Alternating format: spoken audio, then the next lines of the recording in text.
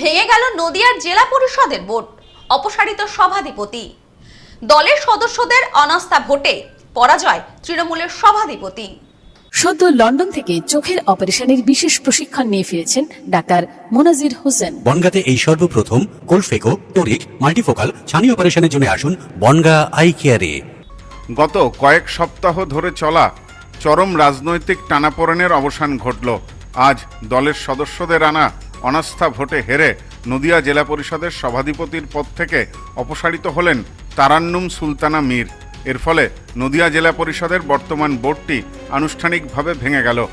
জেলা পরিষদ সূত্রে জানা গেছে, সভাপতির বিরুদ্ধে একাধিক দুর্নীতি ও একনায়কতন্ত্রের অভিযোগ এনে গত 15ই জুন তৃণমূল কংগ্রেসের 27 জন সদস্য জেলা প্রশাসনের কাছে অনাস্থা প্রস্তাব দিয়েছিলেন।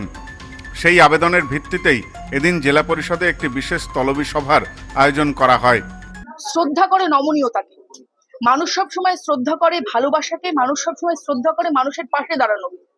সেই জায়গায় দাঁড়িয়ে একটা অধ্যত্ত কাজ করেছে। আপনারা জানেন, দীর্ঘদিন এখানে এসে অনেকে অসম্মানিত হয়েছে, আমরা নিজে চোখে দেখেছি।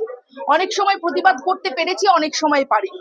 কিছু ত্রাস কাজ করেছে, কিছু হয়তো আমরা উপেক্ষা করে গেছি। কিন্তু এটা ধ্রুব সত্যি, প্রত্যেকটা মুহূর্তে প্রত্যেকটা সময়ে আমাদের জেলা পরিষদ মেম্বাররা যারা ছিলেন এবং বাইরেরও অনেক ব্যক্তিগণ এই জায়গায় এসে অপমানিত হয়েছে। এটা ছিল তার প্রথম এবং কি বলবো, তার ভুল সিদ্ধান্তের অহমিকার লাস্ট পরিণতি। 52 আসন বিশিষ্ট নদিয়া জেলা পরিষদে শাসক দল তৃণমূলের সদস্য সংখ্যা 46 এবং বিরোধী দল বিজেপির সদস্য সংখ্যা ছিল 6 জন। আজকের এই গুরুত্বপূর্ণ তলবি সভায় জেলা পরিষদে মোট 31 জন সদস্য উপস্থিত ছিলেন। ভোটাভুটির সময় এই 31 জন সদস্যই সভাধিপতির অপসারণের পক্ষে রায় দেন। অন্যদিকে বিজেপির 6 জন সদস্যই সকলেই এই অনাস্থা প্রক্রিয়া থেকে সম্পূর্ণ বিরত ছিলেন। 31 জন সদস্যের সর্বসম্মত সমর্থনে অনাস্থা প্রস্তাবটি পাশ হতেই তারান্নুম সুলতানা মীরকে পদ থেকে সরিয়ে দেওয়া হয়। কোনো দিকেই তারা ভোটদানে বিরত ছিল।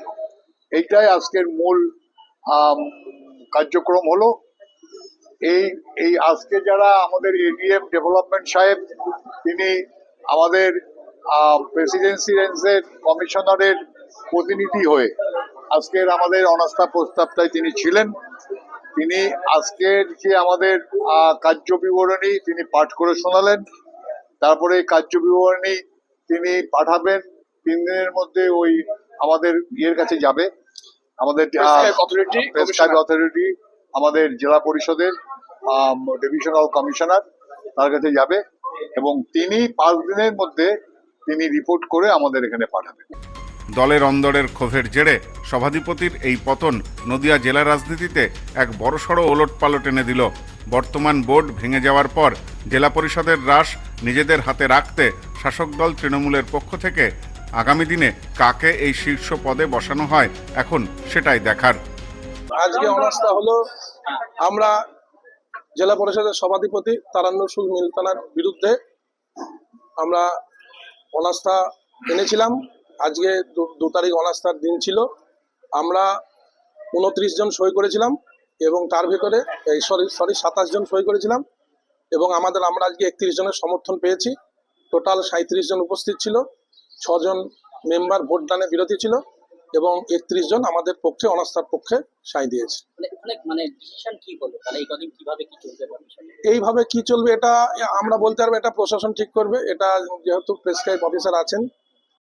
Bureau report, news no man's land, Nadia.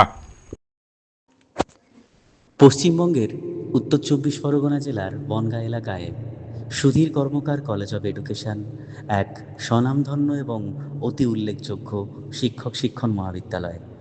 বর্তমান এই শিক্ষক মহাবিদ্যালয়ে নতুন শিক্ষাবর্ষে বিএড অ্যাডমিশান চলছে। তাই বিএড অ্যাডমিশান নেওয়ার বিষয়ে যে সমস্ত শিক্ষার্থীরা আগ্রহী তারা অতি সত্বর কলেজের অফিসে এসে যোগাযোগ করবেন। আমাদের কলেজের ঠিকানা গোপালনগর, চরচালকি, বনগাঁ, উত্তর 24 পরগনা। পিন নম্বর 743235।